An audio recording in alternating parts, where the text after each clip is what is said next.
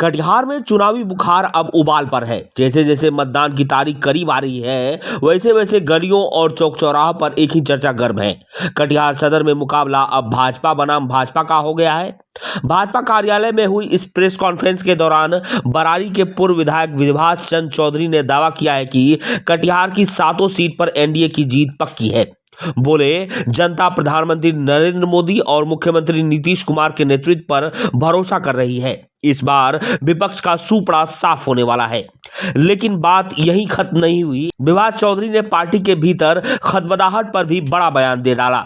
जो भाजपा प्रत्याशी के खिलाफ काम कर रहे हैं या विरोधी दलों से मिले हुए हैं, उन्हें चिन्हित कर लिया गया है। ऐसे लोगों की खैर नहीं।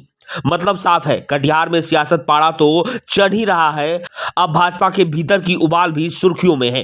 इस मौके पर छत्तीसगढ़ के विधायक ललित चंद्राकर, महेंद्र झा, सौरभ मालाकार और गोविंद अधिकारी भी मौजूद रहे। बिहार के विकसित राज्यों की श्रेणी में उसको पहली पंक्ति में लाने का हम लोग का संकल्प है कि बिहार को हम पहली पंक्ति में उसको लाएंगे।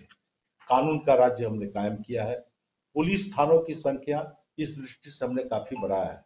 817 जो पुलिस थाना था उसको बढ़ा करके बिहार में 1380 हुआ, जिसमें कटिहार में भी कई नए थानों का निर्माण हुआ है। पुलिस बल की संख्या मात्र 42,000 थी पूरे बिहार में, जो आज बढ़ करके 135 लाख माने 1,35,000 उसकी संख्या हो गई।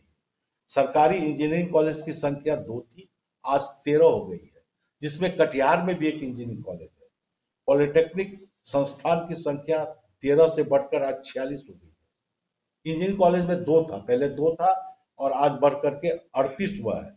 और पॉलिटेक्निक कॉलेज 13 था जो बढ़ करके 46 हुआ है। पॉलिटेक्निक कॉलेज भी कटिहार में खुला है, नया पॉलिटेक्निक कॉलेज आप सब लोग जान रहे हैं, और इंजीनियरिंग कॉलेज भी कटिहार में चल रहा है। लेकिन भारतीय जनता पार्टी के कार्यकर्ता होने के नाते मैं इतना जरूर कहूंगा कि अशोक अग्रवाल आज अपने पुत्र के लिए अगर काम कर रहे हैं तो पार्टी उस पर देखेगी, उस पर कार्रवाई होगी निश्चित रूप से। हम लोगों की सूची हम लोग बना रहे हैं, बिल्कुल नजर है, पैनी नजर है, और उस पैनी नजर में कोई बक्से नहीं जाएंगे। और लगातार विकास के पायदान में केंद्र सरकार हो चाहे राज्य सरकार हो, दोनों मिलकर बिहार की जनता के लिए लगातार काम कर रहे हैं। और जो काम धरातल में दिख रहा है, और बिहार की जो जनता है वो नरेंद्र मोदी पे और माननीय नीतीश जी पे, दोनों पे विश्वास कर रहे हैं।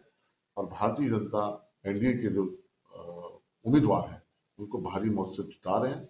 पूरे बिहार में एनडीए की सरकार बन रही है और बिहार की जनता भी जानती है कि जो विकास है वो लगातार चलते रहना चाहिए, विकास रुकना नहीं चाहिए, और विकास एनडीए ही कर सकता है, ये यहाँ की जनता को